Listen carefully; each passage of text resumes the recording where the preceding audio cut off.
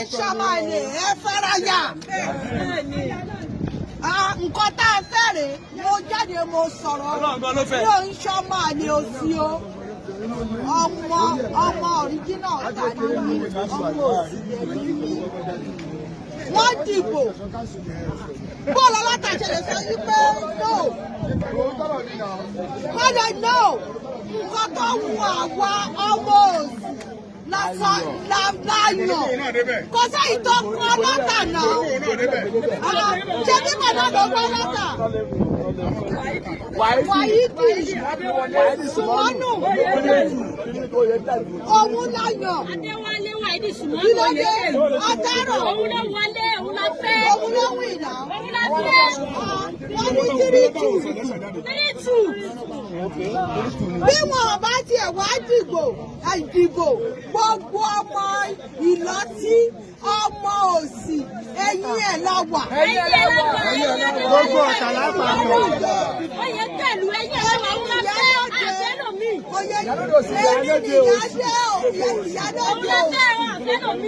Orúkọ tèmi Alájà Kíkẹ́ Ọlárìndé ọmọ Ọ̀yọ́ ní dáhùn ọmọ Ọ̀yọ́ lọ́hùn ẹ̀jẹ̀ gbogbo ọ̀tà.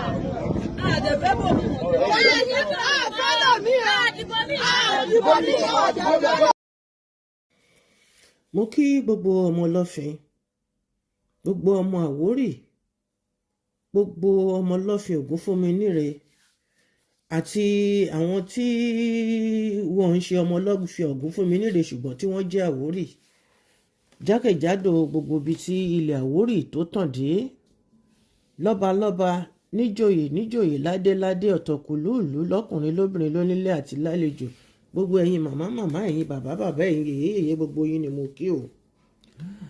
Mo dẹ̀ kí gbogbo ẹ̀yin tí Ọ̀tà, mo kí yín mo ní ẹ kú bí ojú ọjọ́ ṣe rí, ẹ kú bí gbogbo ẹ̀ ṣe ń lọ. Elédùmarè á tu ìlú lára. Tèmi ò yé ẹ, tìwọ ò yé mi. Àfọwọ́lá gbani lójú Olúwa Ọlọ́run ọba Elédùmarè. Àwọn alálẹ̀ Àwórì á tò gbogbo ẹ̀ nírọ̀wọ́ rọ̀sẹ̀. Ọmọ Àwórì òkúkú ní jìyà mọ́. Ẹ̀tọ́ wa Elédùmarè ò ní fi dùn wá.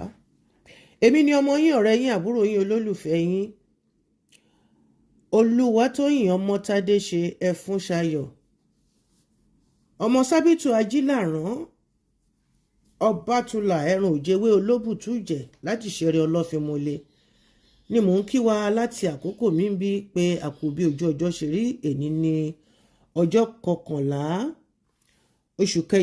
oṣù keje ọdún 2025 tá a wà nínú ẹ̀ yìí. Ọ̀rọ̀ ló bá mo kó mo rò wá o. Ṣé ẹ kúkú mọ̀ wípé àwọn bá mi mọ̀nìmọ̀nì, àwọn bá mi mọ̀nìyàn wọ́n ní àìfẹ̀lẹ̀kébòsí àìsí fi ẹlẹ́gbọ́bòsí ló kúkú jẹ́ kí ìbòsí kó di ariwo. Alágbẹ̀dẹ èmi Ọmọ́tádéṣe tó ń lurin lójú kan ṣo, ó ní ohun tí mo fẹ́ mú jáde níbẹ̀ ni. Ara ohun tí mò ń mú jáde níbẹ̀ náà rèé o. Òun lóhun tó ń ṣẹlẹ̀ lọ́wọ́lọ́wọ́ ní ìlú Ọ̀tà lábẹ́ alákòóso ọba KABIRU ADEYEMI LANLEGE ọlọ́tà àti ìlú Ọ̀tà. Ó ṣẹlẹ̀ wípé awuyewuye tó ń lọ yìí, tó ń lọ sọ́tún tó ń lọ sósì lórí ohun tí kábíyèsí ọlọ́tà ṣe ni o, tó dẹ̀ burú jáì tí kò bójú mu. Wọ́n fagilé ìbò tí àwọn oníkòsí ti Ìkòsí, oníkòsí ti Òsì Ọ̀tà, ìdíje tí wọ́n ṣe, wọ́n fagilé pé ta lẹni tó máa jẹ oyè. The election was scheduled for Tuesday, 8th of July 2025 at the Ado-Odo Local Government Secretariat, Ọ̀tà, Ogun State.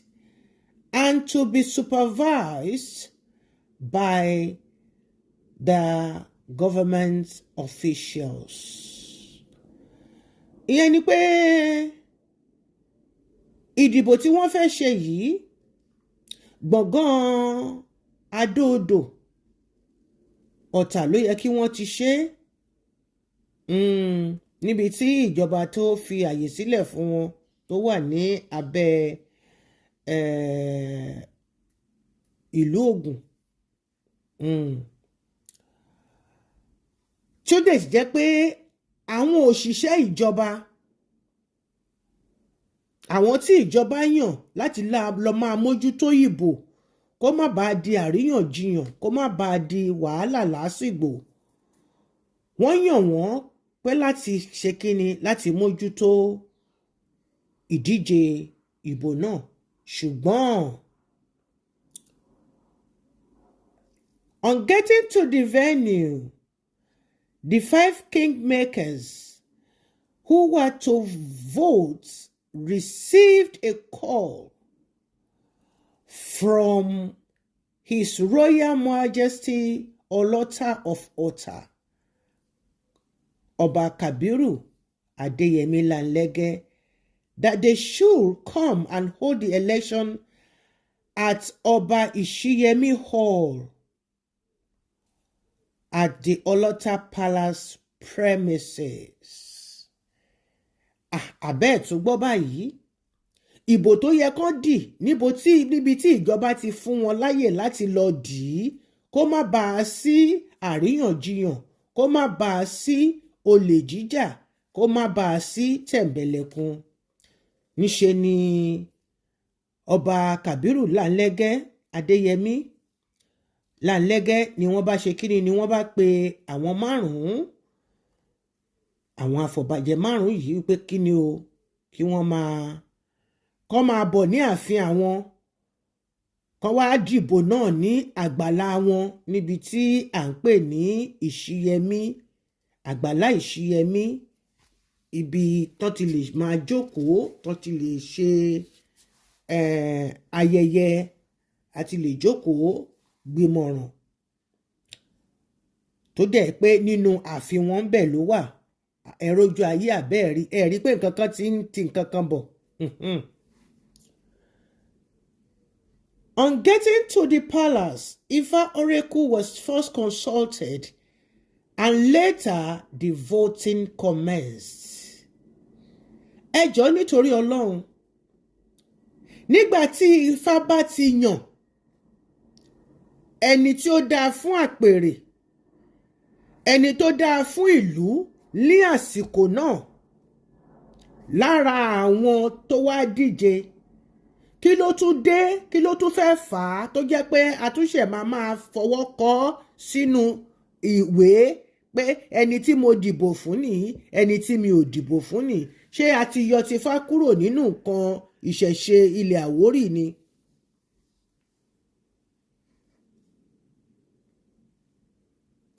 Ẹ jọ̀ọ́ ẹ̀yin ìyá mi, ẹ̀yin bàbá mi, nígbà tí wọ́n ṣe àlùmọ̀kọ́rọ́ yìí, tí Ọba Abdulkabir LANLEGE tó pa láṣẹ fún wọn wípé kí fá àwọn onífá àti ifá wọn kí wọ́n gbẹ́nu sọ́hùn kan fá sé. Ìbò náà pàápàá, àsẹ̀yìnwá àsẹ̀yìnbọ̀, ẹni tí fá mú náà lòun ènìyàn tún mú o. Ìbà àwọn àgbààgbà. Ọmọọba Waheed Adéwálé Sùmọ́nù láti ìdílé Oyètẹ̀lú, òun ni ó ní ìbò 3 gẹ́gẹ́ bí Ifá ṣe sọ láti bẹ̀lẹ̀, tí ẹni tí ó jẹ́ ẹni ọkàn Ọba KABIRU LANLEGE, torúkọ rẹ̀ ń jẹ́ ọmọọba Toyib Àmọ̀ó Awùjẹkù ọ̀bí Awùjẹkù, tó dẹ̀ ní ìbò 2 gẹ́gẹ́ bí Ifá ṣe làálẹ̀ náà. Àbẹ́ẹ̀rí, ta ní sọ pé kò ságbàgbà mọ́ nílùú? Ta ní sọ pé kò sí fá mọ́? ta ní kó sọ pé kò sí ohun Olódùmarè mọ́ látara Ifá. Ifá tá à ń wò yìí ìránṣẹ́ Elédùmarè ni láti gba ìjímìjí wọ́n ṣe ń lò nìyẹn tó dẹ̀ ń tùbà tó ń tùṣẹ àfìgbà tí àwọn alálùmọ̀kọ́rọ́ yí dé tán ní kí àwọn onífá kan ferege ọwọ́ làwọn fẹ́ fi yí gbogbo ẹ̀. Lẹ́yìn tí gbogbo atótónu ìdìbò yìí tí ó parí, àwọn afọbajẹ wọ́n wọ inú àgbàlá ọlọ́tà gangan nínú ìyẹ̀wù wọn lọ, nínú ààfin wọn, kì í ṣe inú ìyẹ̀wù, ẹ má bínú, nínú ààfin wọn. Wọ́n lọ bá wọn níbi tí wọ́n jókòó sí lábẹ́ ibi tí ó jẹ́ èmi nìkan ni àyè yìí wà fún, tí gbogbo wa tá a mọ̀ tá a lè máa rí lórí fọ́nrán. Ẹnìkan kan ò gbọ́dọ̀ débí, èmi nìkan ni Ọlọ́run ṣe fún, nínú horo tí wọ́n dá pé àga tí wọ́n nìkan sí. Ọlọ́run ọba nìkan ló kúkú wà níbi tó ti ń fẹlá. Síbẹ̀síbẹ̀ sí àwọn màlẹ́kà wọ́n yí Ọlọ́run ká. Jésù wà lápá ọ̀tún, màlẹ́kà wà lápá òsì, ẹ̀mí mímọ́. Gbogbo àwọn àgbààgbà 24 tó yí ìtẹ́ Olúwa ká, gbogbo wọn náà wà ní àyíká Ọlọ́run ọba Elédùmarè. Ṣùgbọ́n ọba Láńlẹ́gẹ́, èmi ni mo tó báyìí, ó jẹ́ káwọn déédéé yọ horo kan fúnra wọn pé ká gbogbo èèyàn kó máa jìnnà sí wọn. Ọlọ́run má ṣe wá ládẹ́tẹ̀ tó ń dágbénu igbó, àmì àṣẹ Ìdùmarè. Kò pẹ́ kò jìnnà, ní bí ìṣẹ́jú àáyá ní àwọn afọbajẹ ni wọ́n jáde síta pẹ̀lú ìtẹríkodò. Wọ́n káwọ́ pẹ̀yìn, wọ́n tẹríkodò, ojú wọn kọrẹ lọ́wọ́. Ìròyìn tí wọ́n mú jáde ni pé ọba KABIRU ADEYEMI LANLEGE ọlọ́ta tìlú Ọ̀tà ó fagilé ìdìbò tí wọ́n ṣe. Nítorí pé kíni? Nítorí pé ẹni tí ó jẹ́ tí wọ́n tó fẹ́ kó wà lórí àlééfà kan lè máa fọwọ́ gbá ń pàkọ́ kiri kó lọ ṣe ohun tó bá fẹ́ wá, kó lè máa nílùú lára. Ìyẹn àmọ̀wò Toyib àmọ̀wò Awújẹkù. Nítorí pé kò mú ìdíje náà, wọ́n ní àwọn ò ní gbà o pé ìdíje náà àwọn ṣe kíni, àwọn fagilé. Kábíyèsí, ṣó yẹ kó rí bẹ́ẹ̀ ṣá? Ṣó yẹ kó rí bẹ́ẹ̀ ṣá? Ẹni tọ́lọ́run ọba ò bá yàn tó bá yan rẹ̀, ẹ̀sìn gbajúmọ̀ ló máa ṣe. Bàbá, ẹwẹ̀sìn yín láyé, ẹwẹ̀sìn yín ní ojúde gbangba. Gbogbo ohun tí ẹ ti ń ṣe látẹ̀yìnwá tí mo ti sọ fún àwọn ènìyàn, ṣùgbọ́n tí ọ̀rọ̀ mi kò yé wọn, òun ni mo ṣe kọ́kọ́ pa òwe yẹn síwájú pé àìfẹ̀lẹ̀ kí bòsí, àìfẹ̀lẹ̀ gbọ́ bòsí ló jẹ́ kí ìbòsí kó di ariwo. Nǹkan kan ṣo tí wọ́n sọ ni pé the only excuse he could give was that Ifá Oracle was being consulted during the election process, which shows that he has been biased and lack respect for Yoruba culture. Báwo ni ọba aládé tó dẹ̀ jẹ́ pé àwọn náà ó ní ètùtù tó gbé wọn débẹ̀, wọ́n ti wá tàpá sí orírun wọn, wọ́n ti tàpá sí atọ́nà wọn tó jẹ́ Ifá Olókun Asọ̀rọ̀dayọ̀. Wọ́n ní nítorí pé wọ́n ti kọ́kọ́ fi Ifá béèrè, èyí ló mú wọn sọ pé láéláé pọngbá, bóyá Ifá ló ṣe abracadabra tó fi jẹ́ pé kí àwọn tó dìbò tí wọ́n kọ sílẹ̀ tó kọ sí fún àwọn mẹ́ta. Fún ìdí èyí, gbogbo wa láti rí wípé ọ̀gbẹ́ni ọba KABIRU LANLEGE wọ́n lòdì sí nǹkan ìṣẹ̀ṣe àti nǹkan tá a bá láyé. ẹ dẹ̀ ń pera yín ní ọba. Ẹ bá ti lọ pera yín ní mínísítà àbí kẹ́ ẹ lọ pera yín ní gọ́fúnà. Kò dẹ̀ lè dùn mí fún yín bàbá. Ìrìn àjò tí yín tẹ́ fi dórí ibi tẹ́ wà yẹn náà kò pé. Kò pé. Gúlú sọ abiyamọ fẹ̀yì sọ ìrìn àjò tí yín débẹ̀ náà àmúlùmálà náà ló bá dé. Ẹ má bínú òótọ́rọ̀ ni mò ń sọ. Bàbá mi ẹ gbèrè ẹ múra sí i. Àwọn àgbà kan tó dálé Àwórì sílẹ̀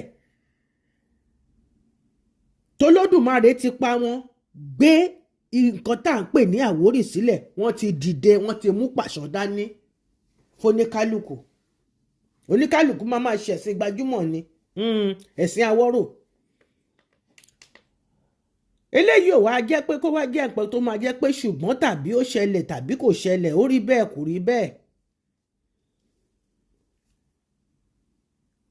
It is no more a rumor that Olota has suspended 2 out of the 3 kingmakers who voted for his unpreferred candidates, the Ekerin of Ota and the Akeja of Osiota. Lára àwọn 5 tí wọ́n jẹ́ afọbajẹ nílùú Ọ̀tà, Ọlọ́tà ó gba oyè lórí àwọn 2 nínú àwọn 5 yẹn. Èyí tó yà mí lẹ́nu jù òun ni ti bàbá Ẹ̀kẹrin ti ìlú Ọ̀tà. Bàbá tó ti kọjá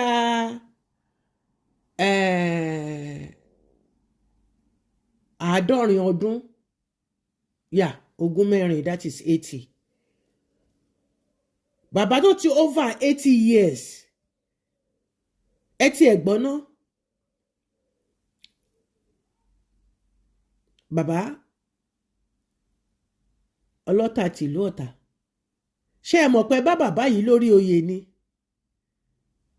Ẹ wá yọ kúrò lórí oyè, ìgbà tí yín wá kan bóbó láàrin ìlú. Bó ti ṣe wà náà nìyẹn. Kò lè ṣe kó má rí bẹ́ẹ̀ nítorí pé nǹkan kan ló ń fa nǹkan kan tó ń bí nǹkan kan jáde. Ọ̀rọ̀ tí yín náà tún ti lákọsílẹ̀ pẹ̀lú àwọn ọba tó ń ṣe àgàbàgebè lórí ìtẹ́ Ọ̀tà yẹn. Ẹ̀yin náà tún ti kọrúkọ yín sí, orúkọ tí yín náà ó ti wọlé àti gbé orúkọ yín sínú ìwé ìròyìn àbá àpèrèjẹ́ nílùú Ọ̀tà.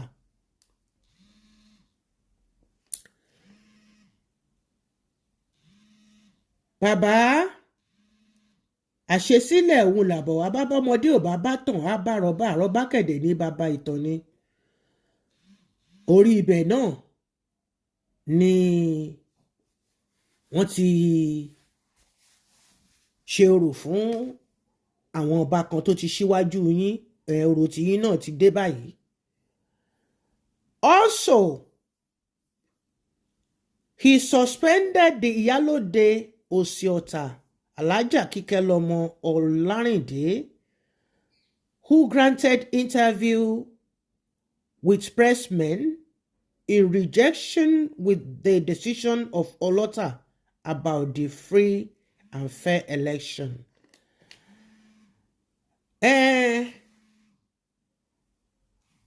Gbogbo wa náà la rí fídíò tí ó kọjá lọ tó ń jàràn ìròyìn bí sóònú aṣọ.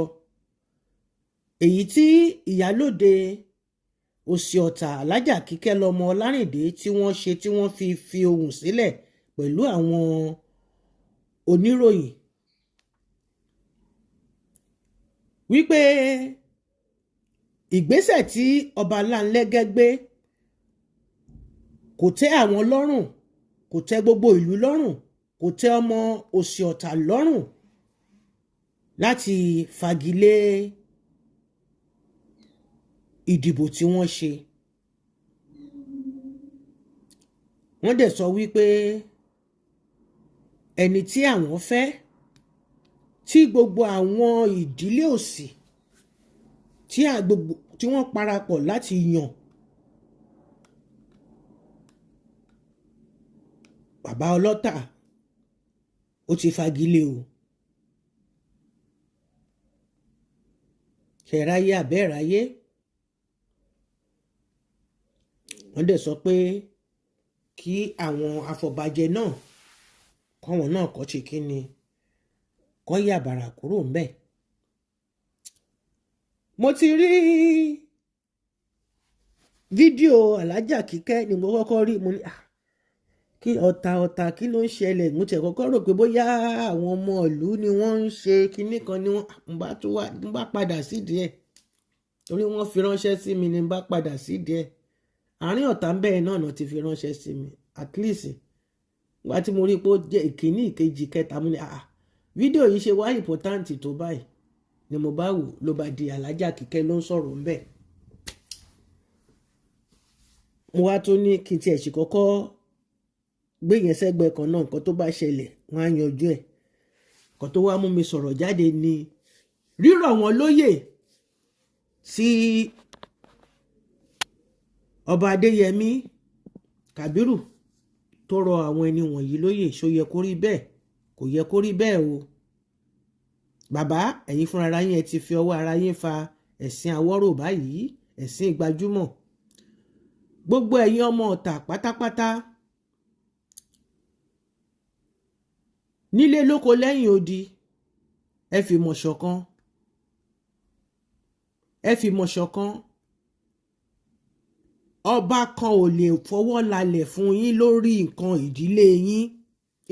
ìdílé yín ni bẹ́ẹ̀ ni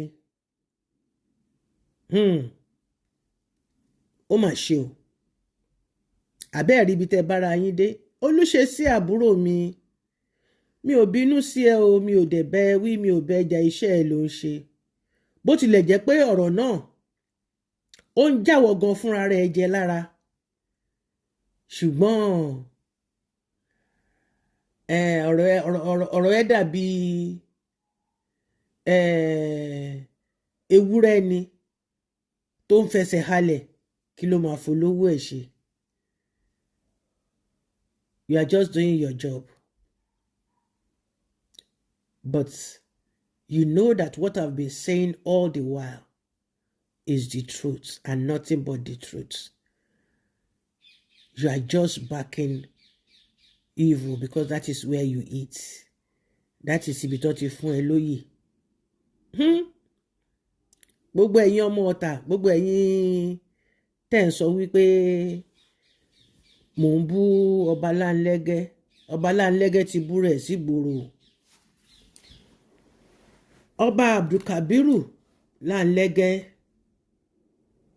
Adéyẹmí ọlọ́tà tìlú Ọ̀tà ó ti bú rẹ̀ sí títì ó ti pe ìṣìkanrin dẹ̀ ti bù wọ́n báyìí o. Òtítọ́ ni ká ṣe ká má ṣe bàjẹ́ o. Òtítọ́ ni ká ṣe ká má ṣe bàjẹ́ o. Ẹnikẹ́ni bá ṣe bàjẹ́ tí fáṣítánì lóhun jẹjẹ. Ẹnikẹ́ni bá ṣe bàjẹ́ tí fáṣítánì lóhun jẹjẹ. Òtítọ́ ni ká ṣe ká má ṣe bàjẹ́ o. Ire o. Ire kàǹkà ire kàbìtì èmi lọ mẹ́rìnwó ọ̀pá ẹgbẹ̀rún àjẹ́. Ọmọ onílù kan gẹ́dẹ́gẹ́dẹ́ onílù kan gẹ̀dẹ̀gẹ̀dẹ̀ ẹrú kì í jó ọlọ́mọ nìkan ló ń jó ọmọ súnba àlàálà gbélégbòyè ògbóyè gbọ́lá ọmọọba elérìgì gbẹdọ. Ó tún di ní kòpẹ́kòpẹ́ o tí màá tún ṣe kíni tí màá tún mú èmi jáde ẹ jẹ́ ká ṣọ́ra alágbára máa rọra ilẹ̀ ń yọ̀. Ìdàlú làwọn ọmọ Ọ̀tàmíkàn ní Ìlọtí bàbá ti ní olórí ẹbí Ìlọtí o bàbá ti bí ẹsẹ̀ àwa yanjú kú nígbà tí ọ̀rọ̀ ọba ìjọba tó gbèsè jẹ la yanjú kú kó ṣe olórí ẹbí bàbá mi lè ti fa kalẹ̀ kó tó kú ló fi ṣe olórí ẹbí nígbà tá a dìbò lénìí júdùtù la dìbò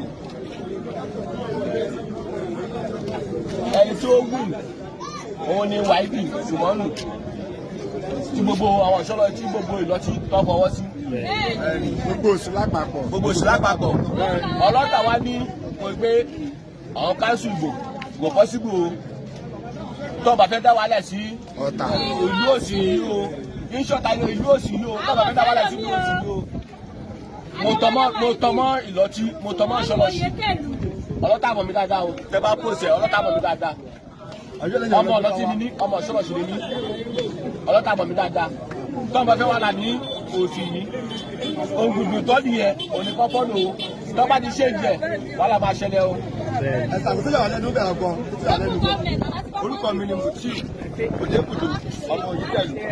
Ìkọ̀tún yàrá ìwọ̀n kan bẹ̀ pàtó náà fẹ́ dìbò ní local government ẹnìbọn ti lè rú ti pọ̀ rẹpẹtẹ láti wà ní àtẹ̀bí àtàrà. Létà wà tó bá yá lọ ní pẹ́ káàdùn ọ̀pọ̀ balance.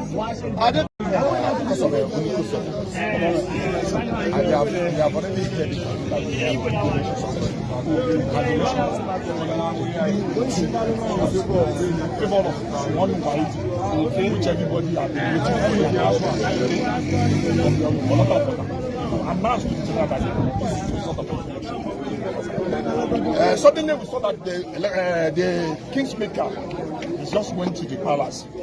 On their way coming back, we don't know what they are doing inside the palace. On their way coming back, there's some information that they are disqualified the election. Without know the reason. That is what we heard. I was not there. Can you confirm reports that Olota appears to have the bias towards someone? I'm not saying Olota is the bias of anybody, but what I'm trying to tell our people is that Olota needs to come out to tell us, address all the people of Osi community, to let them know the reason why they nullified the election, why they cancelled the election. So when is the election especially? We don't know what they are going to information about that. I don't know any information about that. What we are just hearing is that Olota was disqualified. Maybe Olota could disqualified because there could be rancor within that is what the we heard. There was rancor during the election. Disagreements and I don't know anything weird happened when they are inside. There was no indications towards that. At all. But what we heard after the Kingsmaker was coming out just disqualified. And there was no reason given. After the election. So what do you want right now? We want the letter to come out to address the people. This is the reason why I disqualified the election. Do you think it's security request? There is security here. There is security. Nobody make argument. Maybe he's planning to do that later. Nobody. Maybe he's planning to do that. We all the people that we are here, we know ourselves. Sir, we know ourselves that we are. Nobody will take any We are good loving people, easygoing people, and at the end of the day, you can see the face of the people over here, that everybody conducted themselves, no matter what. Because what really happens today, because they really gave us the guidelines, they gave us, okay, today is going to be an election day. Yes, by this election process will be free and fair to come. At the end of the day, what is it called? The kingmakers. Most of them are intended, but one of them, they said, okay, at the end of the day, Engineer Wale Simono emerged as a candidate. So that is their choice. Engineer Wale Simono. Who is that? Who is that person? No, I can't just say no, and they'll press something. I have to say that. But at the end of the day, that is the winner. No, I'm talking about who is this one? Engineer Wale Wahid. Oyetedo, Inogo. What are the contenders? Yeah, one of the contenders, he emerged as the winner. So at the end of the day, after emerging as the winner, then Olota said he nullified the election. But he has to come out and address the people that, okay, this is what it is. These are the reasons. So that's why we are waiting outside here. What's your name again? I'm Leko Taiwo, one of the Taiwo ministers.